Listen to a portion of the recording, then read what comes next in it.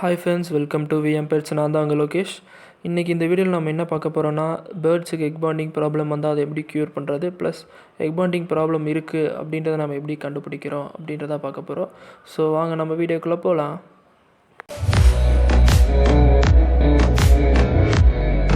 Okay friends, இப்போ egg bonding problem அப்படின்றது என்னென்னு பார்த்தீங்கன்னா, பேர்ட்ஸுனால எக்கு வெளியே கொண்டு வர முடியாது. அது பார்த்திங்கன்னா உள்ளே ஸ்ட்ரக்காகி நின்றும்.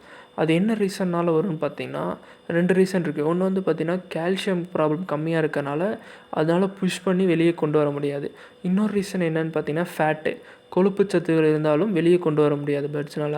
இப்போ இதை நீங்கள் எப்படி ஃபைண்ட் அவுட் பண்ணலான்னா, இப்போ நார்மல் ஆஃப்ரிக்கன்ஸ், காக்டெயில்ஸ் இந்த மாதிரி பேர்ட்ஸ்லாம் பார்த்திங்கன்னா சன்ஃப்ளவர் கொடுப்பீங்க.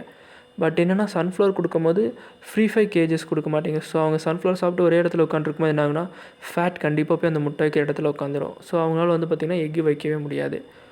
இன்னொரு ரீசன்ஸ் பார்த்திங்கன்னா, இவங்களுக்கு இப்போ என்னோடய பேர்டுக்கு பார்த்திங்கன்னா இது கால்சியம் டெஃபிஷியன்சி இருக்குது. அதனால் என்னாச்சு, அதனால் முட்டை வைக்க முடியல. என்னென்னா இவங்க 4 எக் ரெகுலராக வைப்பாங்க. ஸோ 3 எக்ஸ் வச்சுட்டாங்க. 4th எக் வைக்கும்போது அவங்களுக்கு கால்சியம் பத்தலை. ஸோ எக்கு வெளியே கொண்டு வரதுக்கு அவங்க புஷ் பண்ணி பார்த்துருக்கு. அதனால் எக்கு வெளியே கொண்டு வர முடியல. ஸோ இதை நான் எப்படி நோட் பண்ணேன் அப்படின்னு பார்த்தீங்கன்னா, இப்போ எல்லா பேர்ட்ஸும் பார்த்திங்கன்னா எக்கு வச்சாங்கன்னா, ஒரு நாள் எக்கு வச்சுட்டாங்கன்னா அடுத்த ஒரு நாள் கழித்து செகண்ட் நாள் எக்கு வைப்பாங்க.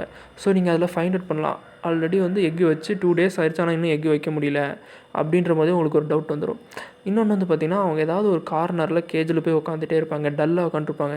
நீங்கள் கையில் பிடிச்சிங்கனாலும் அந்தளவுக்கு பறக்க மாட்டாங்க. ஸோ அப்போயே தெரிஞ்சிருக்குன்னா அதுக்கு எக் பாண்டிங் ப்ராப்ளம் இருக்குது அப்படின்றது.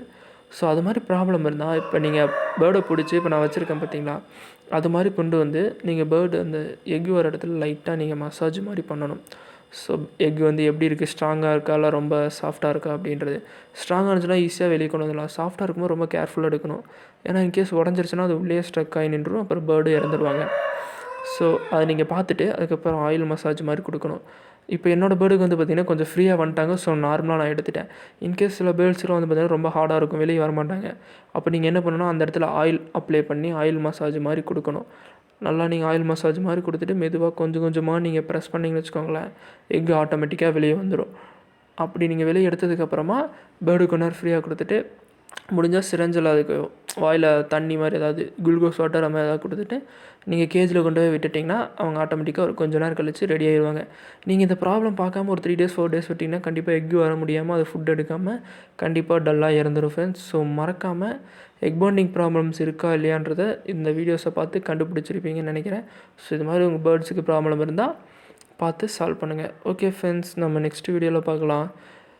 வீடியோ மறக்காமல் ஷேர் பண்ணுங்கள், சப்ஸ்கிரைப் பண்ணுங்கள் ஃப்ரெண்ட்ஸ். பாய்.